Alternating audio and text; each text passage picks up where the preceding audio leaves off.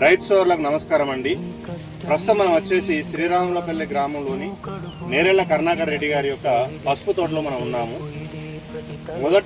మొదటి డోసు మందేసేటప్పుడు ఈ యొక్క పసుపు పంటలో మన యోధా ఆర్గానిక్ దాంతోపాటు వాల్యూ ప్యాక్ బకెట్ కలిపి ఈ యొక్క పంటలో చల్లడం జరిగింది.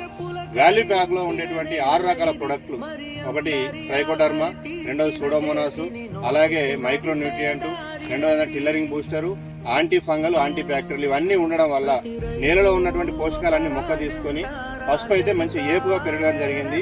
మనం చూడవచ్చు పసుపు అంతా కూడా ఏపుగా పెరిగింది. కాడలు కూడా చాలా దృఢంగా ఉన్నాయి.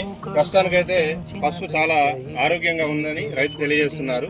అదే రీతిగా ఇప్పుడున్నటువంటి వాతావరణ పరిస్థితుల్లో మరి నీటి నిల్వలు ఎక్కువ ఉండడం, తేమ శాతం అధికంగా ఉండడం వల్ల వేరుపుళ్ళు, దుంపపుళ్ళు వచ్చేటువంటి అవకాశాలు ఉన్నాయి. అలాగే పంటలు కూడా నేను పోషక లోపం వల్ల ఎదుగుదల కూడా తక్కువ ఉంది.